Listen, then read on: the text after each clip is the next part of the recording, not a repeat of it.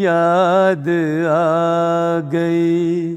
کسی نے کہا آپ کو کہ آپ رفیع کا گانا جو ہے وہ انتخاب آپ کا ہونا چاحیے؟ ایک ہی پرسنالٹی کو چنا اور وہ تھے صرف رفیع صاحب. نواز شریف صاحب کیسے سنوئیے کیسے ہیں؟ نواز شریف صاحب، مریم صاحبہ، حمزہ سب، یہ دیکھیں یہ انداز تھا ان کو سننے. میں نے آج تک کبھی نہیں دیکھا کسی کو ایسے. وہ کون سا لمحہ تھا کہ جب آپ کو یہ احساس ہوا کہ فیصلہ صحیح ہو گیا؟ رفیع صاحب تو اس فانی دنیا سے چلے گئے ہیں، لیکن ان کی جو خوشبو ہے وہی آ جائے کافی ہے. دور ہم سے دیکھو خفا نہ ہو. محمد رفیع صاحب کو جب بھی کوئی گائے گا وہ عطائی ہی گائے گا.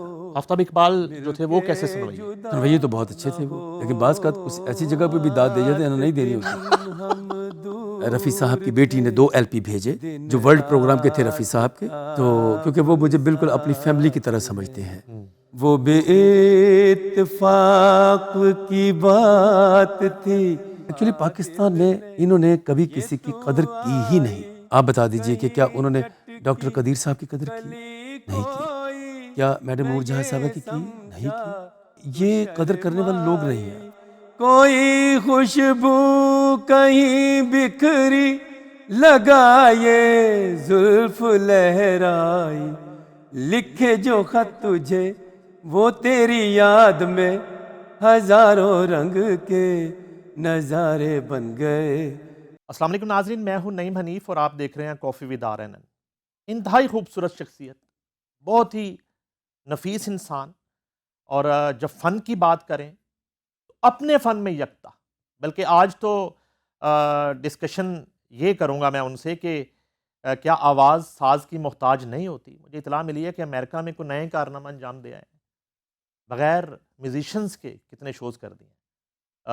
برصغیر میں ان کی گائیکی کو بہت پسند کیا گیا، اور جب جیو ٹی وی لانچ ہوا اور خبرناک شو میں ان کی جو اپیرنس تھی اس نے بالکل شو کو بھی 4 چاند لگائے، اور وہ ریڑھ کی ہڈی ہوا کرتی تھی ان کی پرفارمنس اور ان کی اپیرنس خبرناک شو کے لیے. میری مراد ہے one and only Khalid Baig سے. Welcome to the show sir. جی کیسے ہیں آپ؟ ٹھیک ہے. اچھا سر، مجھے یہ بتائیں، آپ ویسے ہی بڑے سچے اور کھرے انسان ہیں، یہ خالد بیگ، وارث بیگ، ندیم بیگ، جی یہ اتنے فریش کیسے رہتے ہیں، اور یہ اتنے خوش لباس؟ یہ اب تینوں کو آپ ذہن میں رکھیں، ٹھیک ہے؟ اور اسی طرح لال رنگ، اور یہ لال رنگ کب مجھے چھوڑے گا؟ تو اس کا راز کیا ہے سر؟ ایکچولی بات یہ ہے کہ جب آپ کی زبان پر سچائی ہوگی اور آپ کا چہرہ جو ہے وہ فرت بخش ہو ہی جاتا ہے، کیونکہ جس میں سچائی ہوگی نا، آپ سچ بولیں گے، کسی کے ساتھ کوئی دھوکہ دہی نہیں ہوگی، کوئی فراڈ نہیں ہوگا، سیدھے سیدھے چلیں گے نا آپ، زندگی کو بڑے آرام سے زندگی چلتی ہے. تو اس لیے اب انسان جب اللہ کی طرف جاتا ہے، جب وہ نماز پڑھتا ہے، خاص کر فجر کی جو نماز ہے، جب ہم نماز پڑھتے ہیں تو اللہ تعالیٰ اس وقت، اللہ تعالیٰ نے خود قرآن مجید میں فرمایا کہ میں اس وقت فرشتوں کے آنے کا وقت ہوتا ہے جب ہم نماز پڑھتے ہیں اور قرآن مجید فرقان حمید کی تلاوت کرتے ہیں. تو جب یہ آپ کریں گے، اور میرا یہ معمول رہا ہے جب سے ہوش سنبھالا ہے آج تک. امریکہ میں بھی اتنے ٹائم گزر جاتا ہے، اور بھی ممالک میں جاتے ہیں، مختلف پوری دنیا میں ہی ٹریول کیا ہے، لیکن میرا خیال کہتا ہے کہ آج تک کبھی نماز نہیں چھوٹی. واہ. اچھا، جب بیگ آتا ہے نا نام کے ساتھ، جی تو ایک تاثر آتا ہے کہ کوئی فوجی جرنیل کا نام ہوگا، کوئی مرزا اسلم بیگ، کسی ہارٹ سرجن کا نام ہوگا، اور کسی بیوروکریٹ کا نام ہوگا. میوزک میں بیگ جو ہے نا، ایک جی تو یہ بتانا ہے آپ نے پیدائش کہاں ہوئی، اور بچپن کیسا تھا، اور جب ہوش سنبھالا تو گھر کا ماحول کیا دیکھا آپ نے؟ آپ نے اکثر دیکھا ہوگا کہ جب بھی کوئی کسی کو گانا شروع کرتا ہے، فرض کر لیں کوئی فیمیل ہے، وہ میڈم کو گانا شروع کریں گے تو وہ ان کے ساتھ اپنے نام کے ساتھ ان کا نام منسوب کر لیتے ہیں. تو اسی طرح ہمارے ملک میں بھی بہت سارے لوگوں نے رفیع صاحب کے نام کو اپنے نام کے ساتھ لگایا. مجھے لوگوں نے کہا کہ آپ بھی اپنے نام کے ساتھ جو ہے وہ رفیع صاحب کا نام لگائیے ساتھ. تو میں نے کہا نہیں، میں نہیں لگاؤں گا، کیونکہ رفیع صاحب کا جو نام ہے وہ ون اینڈ اونلی وہ وہی ہیں. ہم تو صرف دیکھیں نا ان کے چاہنے والے ہیں، ان کو پیار کرنے والے ہیں. میں نے اس وجہ سے وہ نام ایک تو ساتھ نہیں لگایا. میں نے کہا اگر لوگوں کو اچھا لگا تو وہ خود کہیں گے. کہ میں اپنے آپ کو ایسے ہی ساتھ لگا لوں تو وہ میرے مزہ نہیں آتا نا. تو اس لیے لوگوں نے جب کہنا شروع کیا تو پھر پتہ چلا کہ یہ واقعی یہ کام اس وقت میں نے ٹھیک کیا ہے، نام ساتھ نہیں لگایا، کیونکہ وہ نام بہت برکتوں والا اور بہت بڑا نام ہے. ہمیں بتائیں کہ بچپن جو ہے، جی، پیدائش کہاں ہوئی؟ لاہور میں ہی ہوئی ہے. لاہور میں. لاہور کے ہی رہنے والے ہیں اور I belong to educationalist family. تو ایجوکیشن سے ہی ہمارا تعلق رہا اور پڑھنا پڑھانا اور دین اور دنیا دونوں کو ساتھ لے کر چلے. بڑا مذہبی گھرانہ ہمارا تھا. اس میں بہت سارے جو ہمارے آرٹسٹ بھی جس میں ہیں وہ بھی میرے فادر سے بھی پڑھے ہوئے ہیں. خالد باز ڈار صاحب، اچھا، واہ. جی، ڈاکٹر جواد ساجد اور بھی بہت سارے لوگ جو ہیں وہ بھی جو ہیں وہ بڑے ہوئے، جیسے سعد رفیق، سلمان رفیق، وہ بھی والد صاحب central model lower model school میں ادھر ہی پڑھتے رہے وہ بھی، اور بھی بہت سارے. تو لیکن یہ ہے کہ میوزک ہمارے گھر میں سنا ضرور جاتا تھا اچھا. لیکن گاتا کوئی بھی نہیں تھا. لیکن ایک بات آپ میری یاد رکھیے گا کہ محمد رفیع صاحب کو جب بھی کوئی گائے گا وہ عطائی ہی گائے گا. یہ بات ایک لکھ لیجیے آپ میری. اچھا. وہ خان صاحب کے پاس کیونکہ علم زیادہ ہوتا ہے ان کے پاس، ان سے تو ہم سیکھتے ہیں نا، خان صاحب لوگوں سے تو ہم سیکھتے ہیں، لیکن کوئی خان صاحب رفیع صاحب کو گائے گا نہیں. گائے گا تو صرف ایک عطائی گائے گا جن کی فیملی میں سے ننہال دیہال میں کوئی گانے والا نہیں ہوگا. اور اچھا. ان میں سے اللہ نے یہ چیز جو ہے وہ میرے اندر ڈال دی. پہلی دفعہ جب جی، آپ نے یعنی کہ گانا شروع کیا تو کس کلاس میں تھے اس وقت؟ اور جب آپ نے اس کو پروفیشن بنانے کا سوچا تو پھر کتنی مشکل ہوئی گھر والوں کو کنونس کرنے میں، اور کس طرح سے منایا ان کو؟ ایکچولی اس وقت تو کیونکہ اسکول ٹائم تھا. اسکول میں آپ کو پتہ ہے کہ وہ مینا بازار اور فن فیئر کے جو پروگرامز ہوتے تھے، آئزر اسکول ہمارا ہوتا تھا. پہلے تھا وہ حسین چوک میں گلبرگ میں، اس کے بعد پھر وہ سمر آباد شفٹ ہو گئے. ہمارا گھر کیونکہ نزدیک پڑتا تھا تو ہم پھر وہیں آنا جانا جو ہے وہ رہا. تو اسکولنگ تو وہاں پہ ہوتی رہی، لیکن اسکول میں پروگرامز کیا کرتے تھے. مینا بازار پہ گا لیا، ادھر گا لیا، ادھر گا لیا. لیکن میں نے شروع سے ہی ایک ہی پرسنالٹی کو چنا اور وہ تھے صرف رفیع صاحب. انہیں کو ہی گایا. اور پھر کالج میں آ گئے. کالج میں آئے تو تب بھی آپ کو پتہ ہے ٹیوٹوریل پیریڈ ہوتے تھے وہاں بھی، تو وہاں بھی ہم نے رفیع صاحب کو ہی اپنا گایا، لیکن پروفیشنلی نہیں تھا. پھر اس کے بعد ہمارے ایک اور دوست تھے، انہوں نے ان کے پاس تھا ایک طبلہ اور ہارمونیم تھا، تو میں چپکے جایا کرتا تھا. تو میری والدہ محترمہ نے میری سمجھے کہ میرا راز رکھا، ہمارے والد صاحب تک یہ بات نہیں پہنچنے دی. تو میں اکثر رات کو لیٹ آنا تو وہ ہمارے گھر میں اب بھی گرینڈ فادر کلاک ہے جس کی آواز ہی بہت زیادہ ہوتی ہے. ایک دفعہ میں بہت صبح آیا تقریباً 4:30 بجے اور سردیوں کا دن تھا تو سردی بھی بہت زیادہ تھی اور 4:30 بجے ہیں اور میں آیا تو میری والدہ نے پوچھا کہ ہمارا گھر کافی بڑا تھا تو بیک پہ بھی دروازہ تھا اور فرنٹ پہ بھی تھا. تو میں بیک دروازے سے آیا کرتا تھا. میری والدہ اسپیشلی میرے لیے اس کمرے میں سویا کرتی تھیں تاکہ آ کے مجھے آواز دے اور مجھے اٹھا دے، میں دروازہ کھول دوں، میرے والد محترم کا پتہ نہ چلے. تو انہوں نے پھر وہ دروازہ کھولا اور 4:30 کا ٹائم، میں جیسے انٹر ہوا تو گھڑی بولی 4:30 کی. تو مجھے والدہ نے پوچھا کہ کیا ٹائم ہوا ہے؟ میں نے کہا 12:30 ہوئے ہیں. یہ ان کو میں نے بتا دیا. تو اس کے بعد میں ابھی کمرے میں چلا گیا، جا کے سو گئے. تو صبح والدہ نے کہا مجھے کہ جیسے ہی میں لیٹی ہوں تو اذانیں شروع ہو گئی ہیں. میں نے کہا ماں جی پتہ ہی نہیں چلتا، جب انسان لیٹتا ہے نا تو نیند میں پھر وقت کا پتہ ہی نہیں چلتا. تو ہوتا ہی اس طرح کے کام کرتے تھے. تو کیونکہ گھر میں اجازت نہیں تھی، لیکن اس وقت بھی ہمارے گھر میں گراموفون تھا، اب بھی ہے میرے پاس، وہ چابی والا ہوتا ہے جو، ہاں جی، وہ میرے پاس اب بھی ہے، بلکہ اب تو 2-3 قسم کے میرے پاس. آواز اس کے اوپر جی توے جس کے اوپر. ہاں ایک اور بات میں آپ کو بتاؤں گا، یعنی کہ وہ گراموفون جو تھے مجھے ابھی لاسٹ ایئر رفیع صاحب کی بیٹی نے 2 LP بھیجے جو ورلڈ پروگرام کے تھے رفیع صاحب کے. تو کیونکہ وہ مجھے بالکل اپنی فیملی کی طرح سمجھتے ہیں تو انہوں نے وہ مجھے بھیجے ہیں، جو انہوں نے محمد علی باکسر صاحب کو بھی دیے تھے اور مجھے بھی اپنا دیے انہوں نے۔ والدہ کو تو پتہ چل گیا، ہاں جی، بلکہ والدہ تو جو ہے نا وہ اچھا چھپا رہی ہیں۔ ہوا یوں کہ اس میں میں جا کے ہارمونیم خرید کے لے آیا بازار سے۔ اچھا، ہارمونیم اس وقت آیا تھا، کوئی پیسے اکٹھے ہوئے تھے میٹرک کے بعد، پیسے اکٹھے ہوئے تو میں جا کے وہاں سے گھر سے کپڑا لے گئے، میں اور میرا دوست، اور گھر لے آئے، اور گھر لے آئے، اور اس کو باندھ کے نا وقت پتہ نہ آپ کے چلے۔ گھر میں ہارمونیم ایسے ہی ہے جیسے غیر قانونی اسلحہ غیر رکھا کا ہوا۔ بالکل یہ صحیح آپ کا ہے۔ تو ہم نے کیا کیا کہ میں نے جا کے نا پیچھے جو ہمارا گلی میں تھا نا اس میں جا کے چھپا جا کے لیا۔ دروازہ کھولا اور نیچے بیڈ کے نیچے رکھ دیا اس کو۔ ٹھیک ہے، تو وہ کچھ عرصہ اسی طرح ہی چلتا رہا، کیونکہ زیادہ تر جو تھے وہ فیملی کے لوگ جو تھے وہ دوسری سائڈ پہ زیادہ رہتے تھے، یہ پچھلا، کیونکہ یہ پرانا حصہ بنا ہوا تھا تو اس میں گھر کا علاقہ غیر۔ اللہ کا غیر، صحیح فرمایا آپ نے۔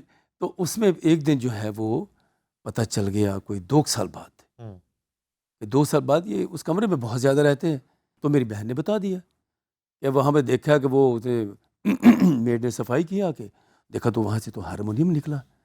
اور پھر ان کو جب پتہ چلا میں گھر آیا تو کہنے لگے کہ یہ کیا؟ میں نے کہا جی مجھے شوق ہے۔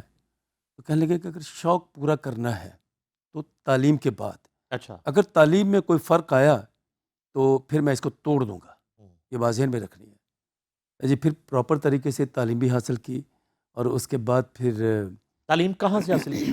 پہلے استاد کون تھے؟ نہیں، تعلیم تو پہلے تو استاد ظاہری بات ہے گھر میں والدین ہی ہوتے ہیں۔ نہیں، گانے کے استاد۔ گانے کے استاد، گانے میں ایکچولی استاد جو تھے وہ میرے سہیل رانا صاحب تھے اچھا، جی۔ تو ابھی میں جب بھی کینیڈا جاتا ہوں تو سہیل رانا صاحب سے ہی ملاقات ہوتی ہے، ان کے ساتھ ہم نے کینیڈا میں شوز بھی بہت زیادہ کیے ہیں۔ ہارمونیم باقاعدہ سیکھا پھر آپ نے؟ باقاعدہ تو اب یہ کہہ لیں کہ بہت زیادہ نہیں، لیکن میں اپنے لیے گھر میں اس میں کر لیتا ہوں۔ تو آپ کو پتہ ہے ریاض تو بھی کرنا ہوتا ہے نا۔ اچھا، اسٹڈی ساتھ چل رہی ہے؟ اسٹڈی ساتھ ساتھ چل رہی ہے، اچھا، اور یہ کر لیا۔ پھر میں نے ماسٹرس کر لیا، میری جاب ہو گئی PIA میں۔ اوکے، تو میں لاہور ایئرپورٹ پہ PIA میں میری اپنا سروس شروع ہو گئی میری، زبردست۔ اور وہاں پہ خالد عثمان صاحب، اللہ ان کی زندگی جب بھی حیات ہیں، وہ اپنا ڈپٹی ڈائریکٹر تھے۔ تو انہوں نے پھر ایک دفعہ مجھے بھیجا طارق عزیز صاحب کے پروگرام میں پھر اس پروگرام میں جا کے یہ پہلا ٹی وی شو ہے آپ یہ کا؟ پہلا ٹی وی شو تھا جو میں نے وہاں جا کے تو گایا تھا۔ تب اس کا نام نیلام گھر تھا؟ وہ نیلام گھر تھا اس وقت۔ اچھا، تو تب میں نے جا کے وہاں پہ اپنا گایا، اور پھر انہوں نے وہی جو اپنا انعام وغیرہ دے۔ پھر اس کے بعد تو ہم نے بہت سارے پروگرام ان کے ساتھ کیے نا۔ جب یہ تو شروع میں ہی کسی نے کہا آپ کو کہ آپ رفیع کا گانا جو ہے وہ انتخاب آپ کا ہونا چاہیے، یا آپ کے اندر پہلے سے ہی وہ چل میرے رہا اندر پہلے سے ہی تھا، کیونکہ مجھے پسند تھا کہ یار میں کلاسیکل گانا چاہتا ہوں۔ مجھے یہ شوق تھا کہ کلاسیکل میں جس میں آواز اونچی نیچی، اور یہ مکیش صاحب کو بھی بہت سنا، کشور صاحب کو بہت سنا، مسعود رانا صاحب کو بھی بہت سنا، لیکن جب میں رفیع صاحب پہ آیا تو جب ان کی گائیکی کو میں نے سنا، کیونکہ بچپن تھا، تو میں نے کہا کہ یار یہ جو ہے نا یہ مجھے اٹریکٹ کیا یہ، تو ان کو پھر اپنا جو ہے نا وہ پراپر گانا شروع کیا۔ اور جب ان کو گانا شروع کیا، پھر اسکول کالج اور یہ اس میں ساتھ ساتھ چلتے رہے، اور پھر ساتھ یہ بھی ہوا، پھر جاب بھی چلتی رہی، PIA میں بھی چلتی رہی ساتھ۔ نیلام گھر اس وقت تو بڑا پاپولر شو تھا؟ بہت پاپولر اچھا، شو آپ تھا، پہلی انٹری ہو گئی آپ کی وہاں؟ پہلی انٹری ہو گئی، جیسے ہی شو اب گھر والوں کو نہیں پتا، نہیں پتا؟ پتا۔ اچھا، اب وہ پروگرام جب میں ریکارڈ کروا کے آ گیا تو وہ کچھ دنوں بعد پروگرام چلتا ہی ہے، آن ایئر ہونا تھا؟ ایڈیو آن ایئر ہوا جب پروگرام، وہ تو والد صاحب کسی کے گھر بیٹھے ہوئے تھے۔ تو اس وقت بھی مجھے یاد ہے میں نے وہی گانا گایا تھا جو میں نے ابھی ندیم صاحب کے ساتھ، ندیم بیگ صاحب کے ساتھ گایا، اور وائرل ہوا اتنا زیادہ وہ گانا، تیری یاد آئی غم خوشی میں ڈھل گئے، واہ واہ واہ، ایک چراغ کیا جلا 100 کہہ چراغ دیں ذرا، کہہ دیں ذرا ساتھ۔ تیری یاد آ گئی غم خوشی میں ڈھل گئے، ایک چراغ کیا جلا 100 چراغ جل گئے، تیری یاد آ گئی۔ واہ، اچھا، اچھا، تو وہ بیٹھے ہیں والد صاحب وہ کسی کسی کے گھر پہ، کہاں بیٹھے ہوئے ہیں، اور شو آن ایئر ہو گیا ہے۔ تو جب وہ آئے انہوں نے دیکھا تو وہ کہنے لگے جن کے گھر گئے ہوئے تھے، پہلے کوئی دیکھے خالد آیا ہے ٹی وی پہ، کہتے نہیں یہ تو کوئی اور ہے، وہ تو نہیں ہو سکتا۔ انہوں نے کہا باقاعدہ اسی طرح انہوں نے کہا، کہہ رہے نہیں وہ نہیں ہو سکتا، کہتے وہی ہے جی، دیکھے تو صحیح، اب کلوز بھی کیمرہ ہے، سب کچھ آیا تو دیکھ لیا انہوں نے. آگے گھر آ گئے، میں بھی آیا، جاب پہ تھا، واپس آیا تو کہہ رہے کہ صاحب بڑے بڑے کارنامے دکھا رہے ہیں آپ. میں نے کہا جی کیا ہوا؟ وہ ٹی وی پہ میں نے دیکھا نیلام گھر میں گاتے ہوئے.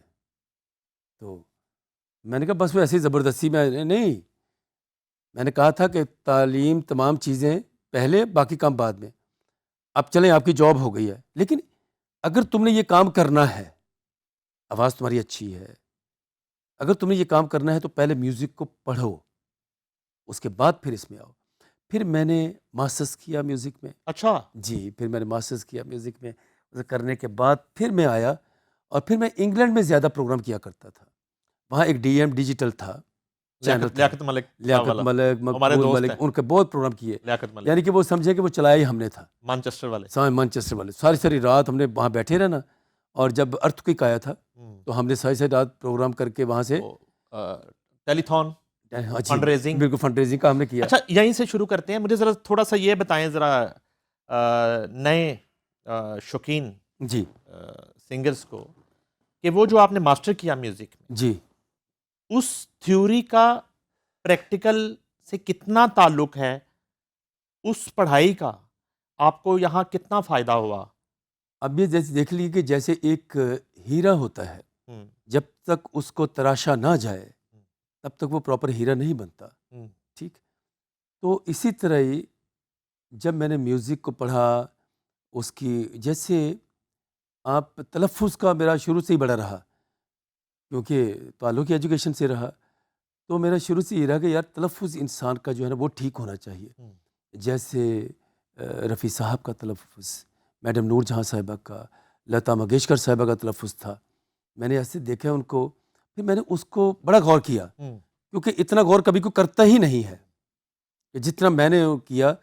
تو میں کہتا ہوں کہ یار جو لفظ آپ گائیں، ٹھیک ہے، جو لفظ آپ کی زبان سے نکلے، ٹھیک ہے، تو اس کا جو صحیح حق ادا ہونا چاہیے. میں نے دیکھا رفیع صاحب کو کہ ایک گانا آپ نے بھی سنا ہوگا، ڈوئٹ ہے، کبھی رات دن ہم دور تھے، دن رات کا اب ساتھ ہے.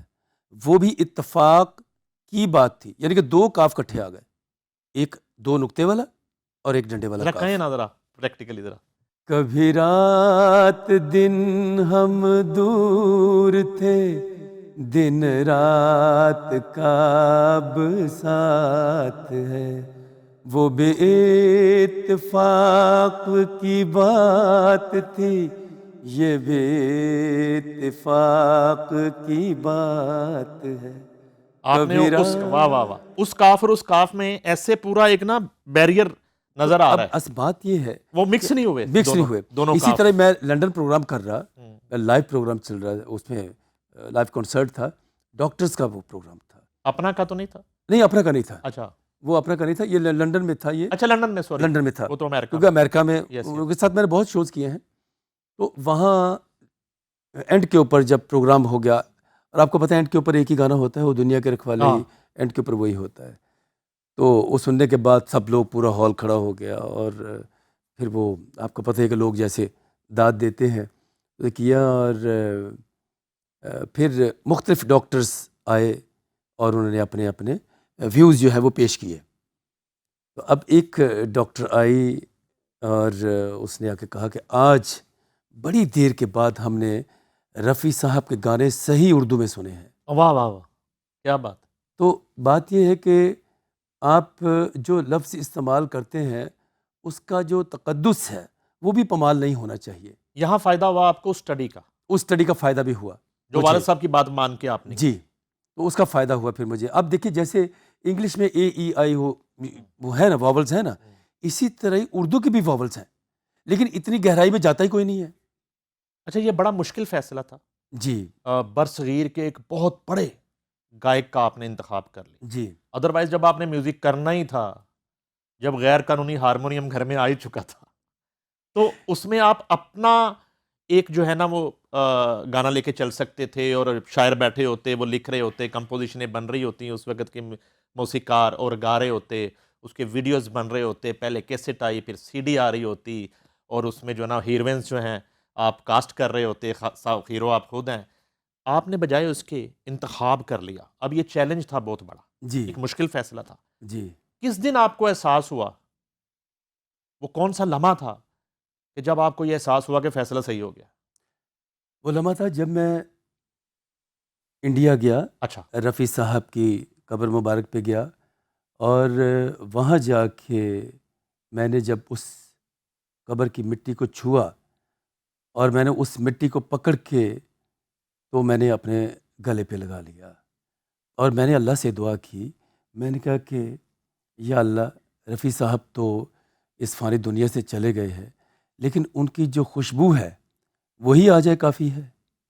تو بس پھر وہ شاید قبولیت کا وقت تھا، تو اللہ تعالیٰ نے قبول کر لیا.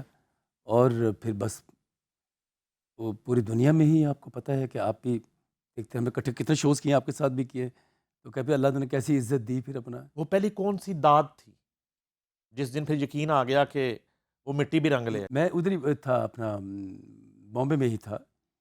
تو وہ دونوں بھائی میرے ساتھ، جب میں وہاں سے ہم لوگ گاڑی سے اترے تو میں اکیلا ہی جا رہا تھا نا، تو اسے دونوں نے پکڑ لیا، ایک نے ادھر سے آ کے ایک نے ادھر سے، دونوں کے بازو ہاتھ میں ڈالے، اور نے کہا کہ بیگ صاحب آپ پاکستان کے محمد رفیع ہیں، آپ اکیلے ایسے تھوڑی جا سکتے ہیں.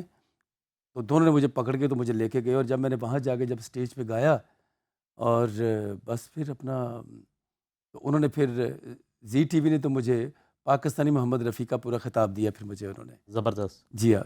تو پاکستان میں بھی آ کے پھر یہاں ہمارے پرائم منسٹر صاحب نے بھی بہت سنا ہے، نواز شریف صاحب نے بہت نواز شریف سنا صاحب ہے، نے؟ مریم اچھا صاحبہ نے بہت سنا اچھا، ہے. ان کے بارے میں جو کہا جاتا ہے کہ وہ رفیع صاحب کو بہت پسند کرتے جی بہت پسند کرتے ہیں اچھا. وہ. اور میرا دیکھیں سیاست سے کوئی تعلق نہیں ہے، ٹھیک ہے.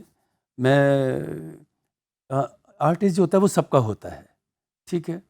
تو اس لیے میں نے کبھی کسی کو آج تک یہ نہیں چنا کہ میں وہ فلاں کے ساتھ ہے یا اس کے ساتھ نہیں ہے. اس سے بالا تر ہو کے بالا تر ہو گیا. نواز شریف صاحب کیسے سنوئیے کیسے ہیں ایسے لسنر؟ سر میں آپ کو بتاؤں، ان کا جو سننے کا جو انداز تھا، بیگم صاحبہ اللہ جنت نصیب کرے وہ بھی، نواز شریف صاحب، مریم صاحبہ، حمزہ سب، یہ دیکھیے یہ انداز تھا ان کا سننے کا، میں نے آج تک کبھی نہیں دیکھا کسی کو ایسے. اور فرمائش سے زیادہ کیا کرتے ہوں گے جب وہ وہی گانے ان کے، وہ چودھویں کا چاند ہو اور لکھے جو خط تجھے، یہ میرا پریم پتر پڑھ کر، تو گنگا کی موج، اور بھی بہت سارے گانے ان کے ایسے میں نے 4 گھنٹے ان کے گھر میں گایا ہے، سنایا ہے. اور مریم صاحبہ کی فرمائش؟ جی ان کا یہی میرا پریم پتر پڑھ کر، اور میں کہیں کبھی نہ بن جاؤں.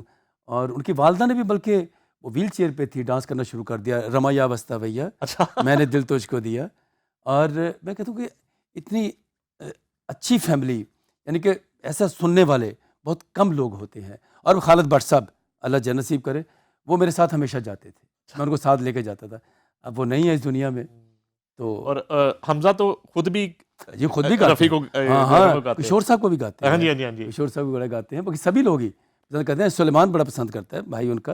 نہیں کبھی ایسا ہوا کہ آپ کی موجودگی میں جی کسی نے مائک پکڑ لیا اور ایک سا نوی گان دے؟ نہیں، ایسا نہیں ہوا؟ ایسا نہیں ہوا.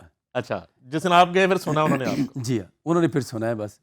کیونکہ وہ سیاست میں تو بعض کا کسی کی نہیں سنتے، ہاں لیکن چلے رفیع کو تو سنتے ہیں. ہاں جی. وہ دیکھیے بات یہ ہے کہ انسان جو ہے نا، وہ ان تمام چیزوں سے، میں تو کہتا ہوں اس میں پڑھنے کی ضرورت بھی نہیں ہوتی. آپ کا جو ہے، ہم امریکہ میں بھی اکٹھے رہے تھے، ورلڈ آف اسٹوریا میں، منہیٹن میں. ہم لوگ، بیگم صاحبہ بھی تھی، میں بھی، ان کا سیکرٹری بھی حنیف، اور میاں صاحب بھی. تو لیکن اچھے سنئیے اچھے ہیں وہ، بڑے اچھے سنئیے ہیں. اس کے علاوہ آپ یعنی کہ اس طرح کے نام اس شعبے کے کس نے کبھی سنا بیٹھ کے؟ جی بہت سارے لوگوں نے سنا ہے، اس طرح بہت سارے ایسے لوگ ہیں جنہوں نے مجھے سنا ہے. پرویز مشرف صاحب ہو گئے. اچھا، ان کے بارے میں بھی تھا کہ میوزک کو وہ بہت میوزک لور تھے وہ. ان کی فرمائشیں تو بتائیں ذرا. فرمائش وہ تو خود بھی اپنا گاتے تھے. ہاں جی ہاں جی ہاں جی. ہاں، تو گنگا کی موج میں بڑا سنتے تھے وہ. اچھا، بہت سنتے تھے وہ. ذرا یہ گنگا کی موج سب طرف سنا جا رہا ہے، ہمیں بھی تو سنائیں ایک منٹ تھوڑا سا. تو گنگا کی موج میں جمنا کا دھارا، تو گنگا کی موج میں جمنا کا دھارا، ہو رہے گا ملن یہ ہمارا، ہو ہمارا تمہارا، رہے گا ملن یہ ہمارا تمہارا. کیا بات ہے. اچھا جی، یہاں جب زیادہ بہت عرصے کے بعد جی ٹی وی اسکرین کے اوپر رفیع صاحب کا گانا شروع ہوا، آپ کے ذریعے وہ ہوا خبرناک میں، جی اور جو پیک پہ تھا شو، جی وہ کس طرح سے کمبینیشن بنا، آپ کو کیسے بلایا گیا، وہ ڈیل کیسے ہوئی، اور کتنا عرصہ آپ نے گایا کھانا؟ ایکچولی میں ان دنوں میں تھا انگلینڈ میں، اور میرے ایک دوست ہے ڈاکٹر انصر، تو انہوں نے اپروچ کی مجھے کیونکہ وہ اس وقت کام کرتے تھے. ہوں، پھر یہ آئے، پھر وہ یہاں کے جو انہوں نے کہا کہ آپ ایک رفیع صاحب کی ضرورت ہے، کیونکہ میں نے وہ جب پروگرام دیکھا نا تو مجھے لگا کہ کوئی شخص گا رہا تھا، اچھا گا رہا تھا رفیع صاحب کو، لیکن وہ جو ہونی چاہیے چیز وہ نہیں تھی. ہوں، تو میں نے کہا کہ یار ایک تو یہ بہت چھوٹے سر میں گا رہے ہیں، ہوں، وہ فیمیل بھی اور میل بھی. تو میں نے کہا کہ یہ تو اچھا نہیں ہے.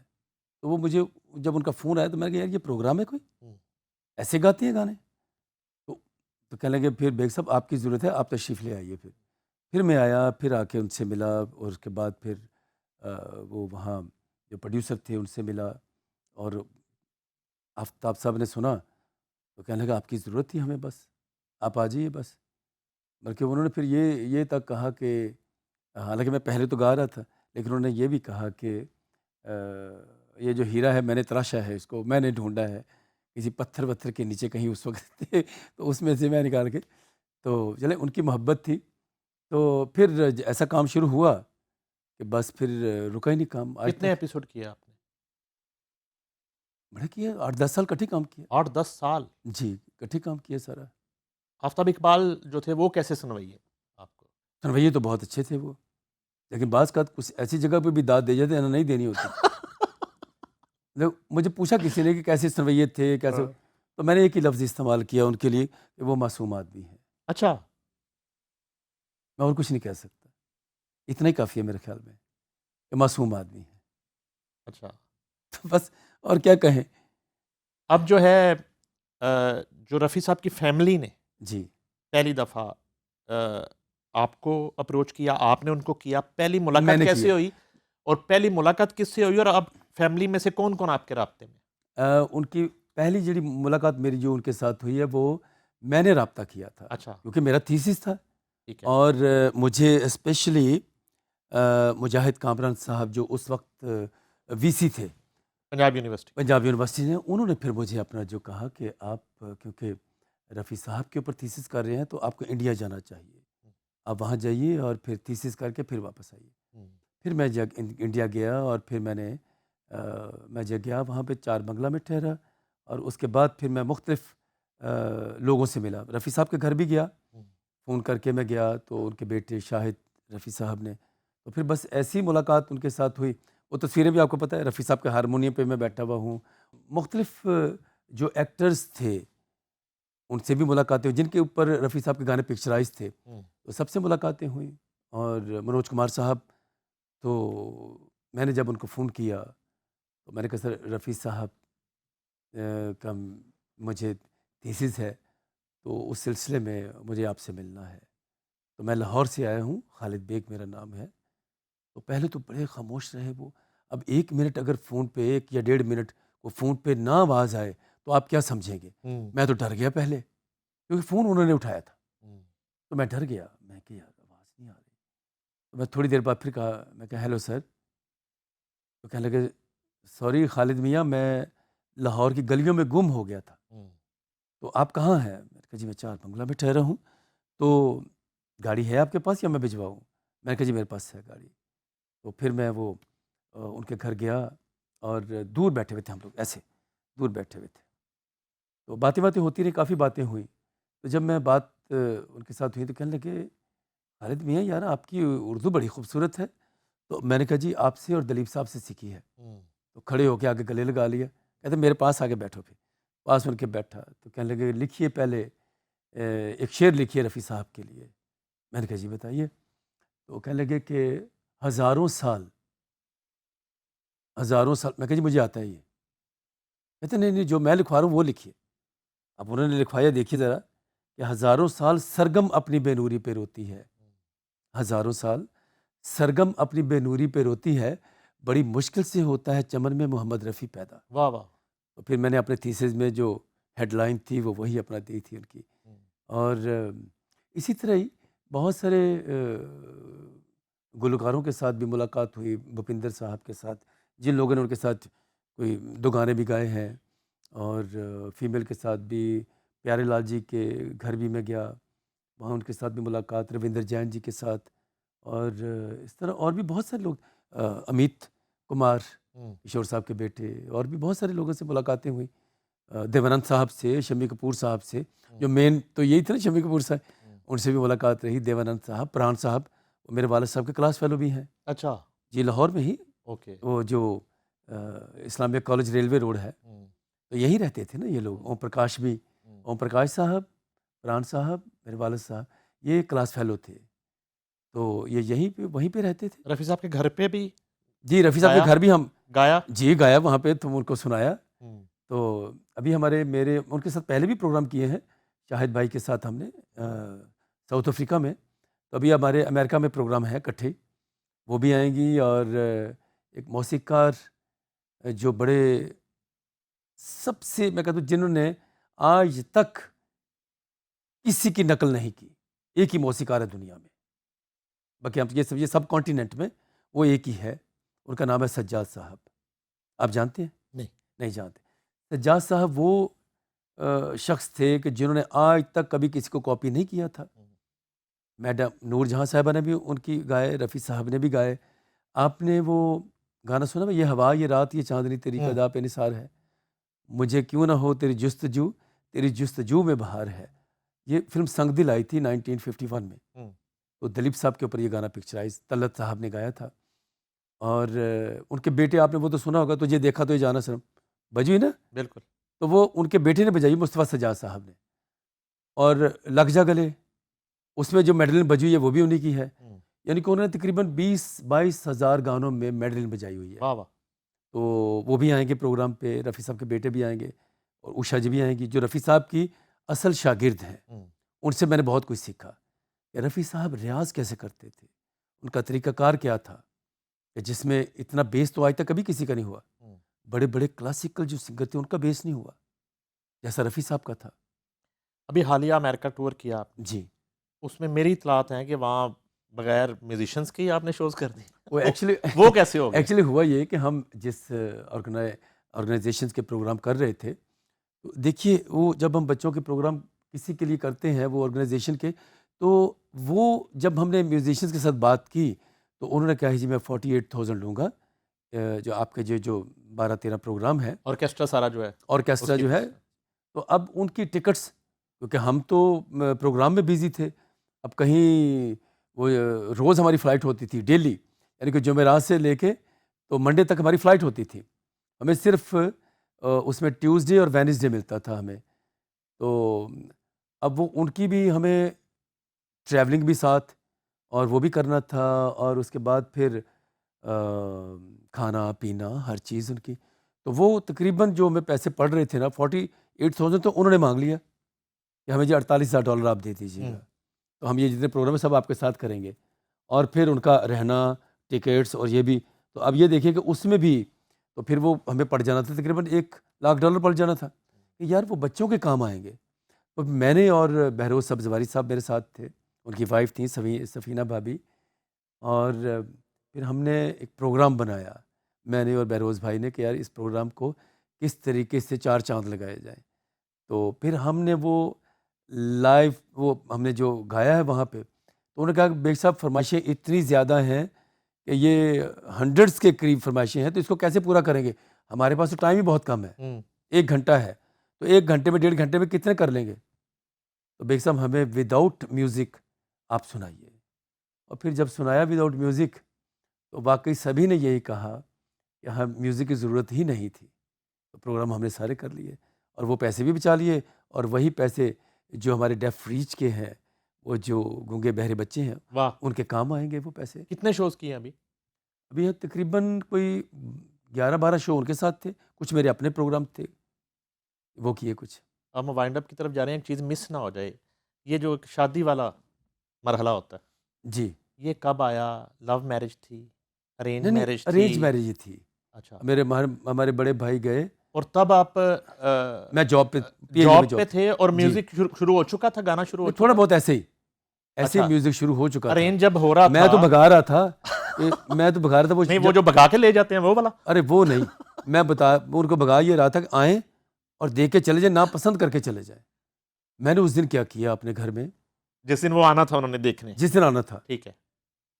تو میں شلوار قمیض نہیں پہنتا، تو اس دن میں نے شلوار قمیض پہن لی. میں شیو ڈیلی کرتا ہوں، وہ شیو نہیں کی، یعنی کہ وہ کام کیے. اور جب وہ آئے ہمارے گھر میں تو میں بالکل اس طرح سادہ، اور چائے بھی آئی اور میں بسکٹ چائے میں ڈبو ڈبو کے کھا رہا ہوں.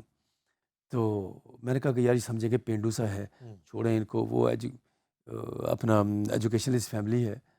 تو میں نے کہا کہ وہ جب ایسے ہی وہ نیچے گئے تو کہنے لگا جی لڑکے کی سادگی ہمیں بڑی پسند آئی ہے. تو میں اس میں اب کیا مرتا کیا نہ کرتا. پھر وہ انہوں نے ہاں کر دی. ہمارے بڑے بھائی دیکھ کے آئے تھے، بس ہاں ہو گئی. اور وہ گانے والا سین ان کو پتا تھا تب؟ جی ان کو پتا. میں نے رفیع صاحب کی تصویر نکال کے رکھ دی باہر، اور ہارمونیم بھی رکھ دیا، ستار طبلہ سب کچھ رکھ دیا باہر، یا دیکھ کے چلے جائیں گے. تو آتے ہی انہوں نے رفیع صاحب کی تصویر کو دیکھا اور کہا کہ آپ نے کیسے مہان شخص کی تصویر لگائی ہے گھر میں. میں نے کہا جی سب تدبیریں الٹی پڑ گئی. الٹی پڑ گئی ساری میری.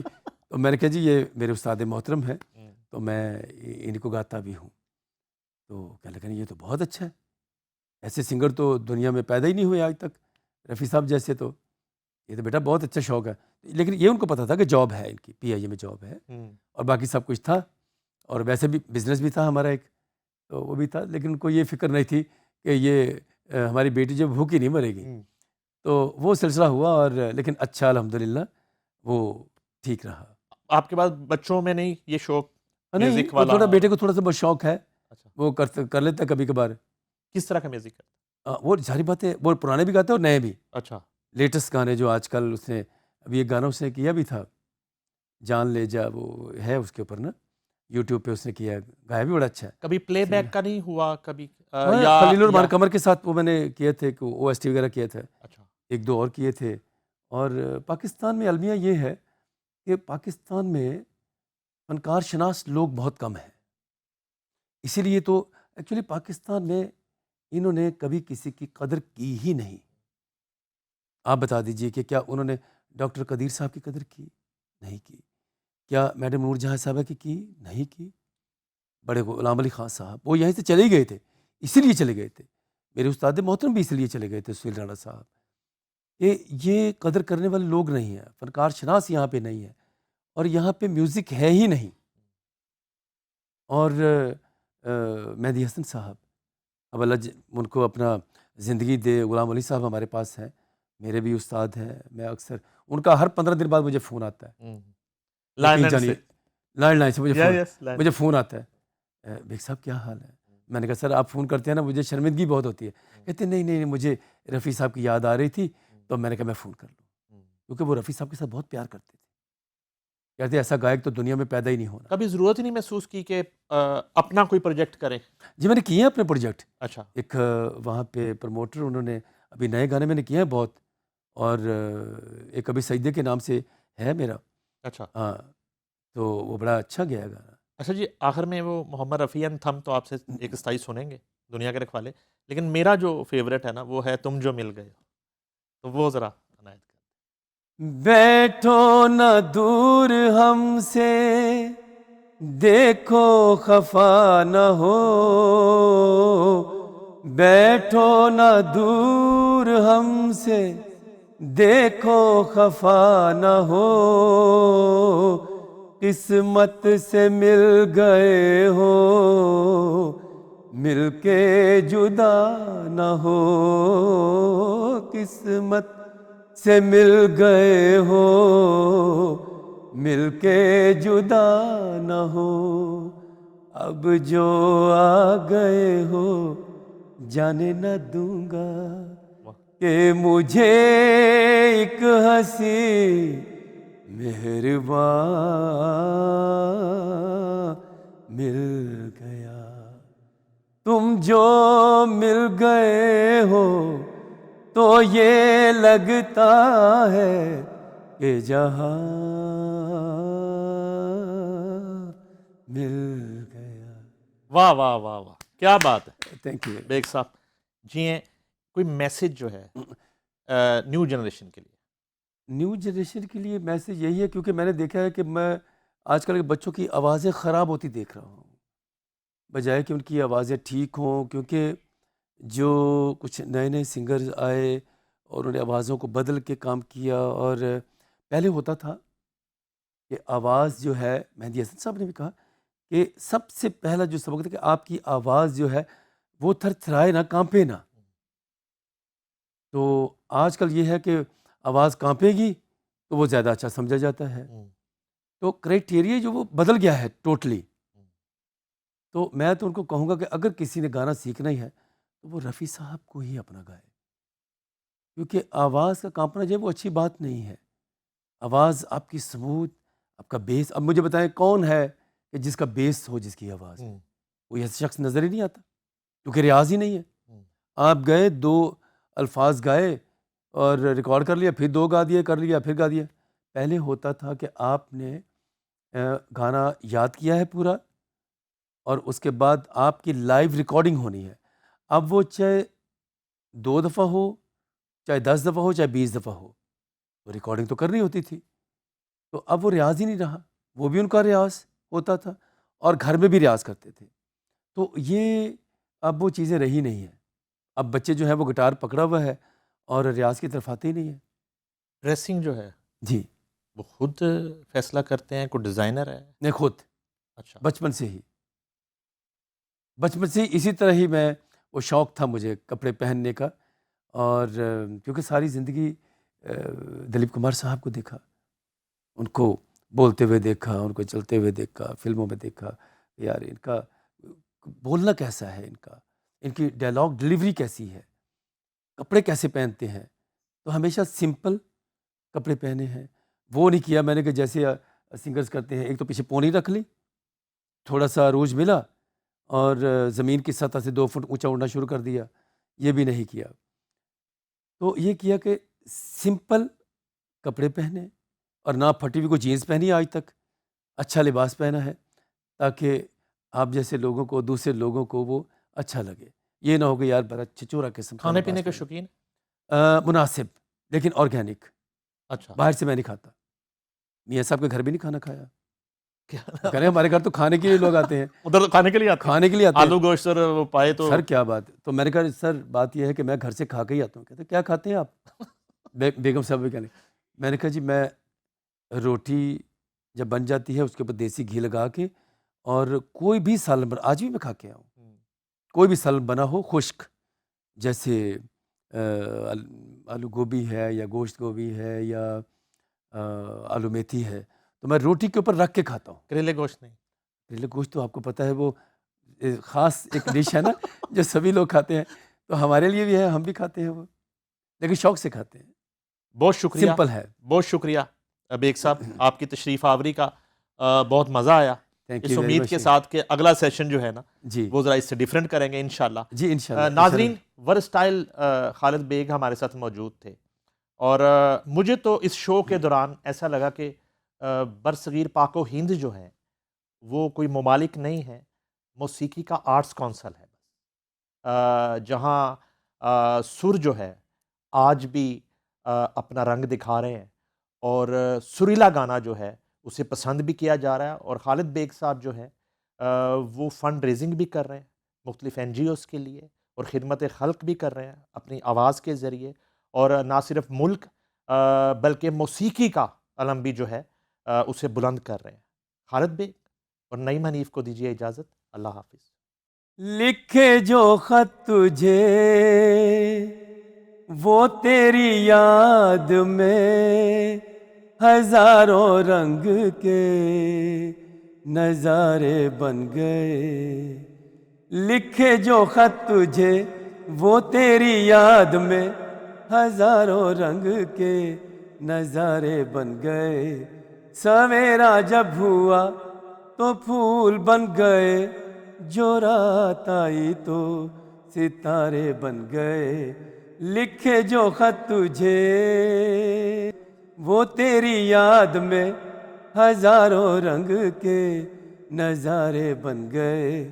سویرا جب ہوا تو پھول بن گئے، جو رات آئی تو ستارے بن گئے. لکھے جو خط تجھے. واہ واہ. کیا بات ہے.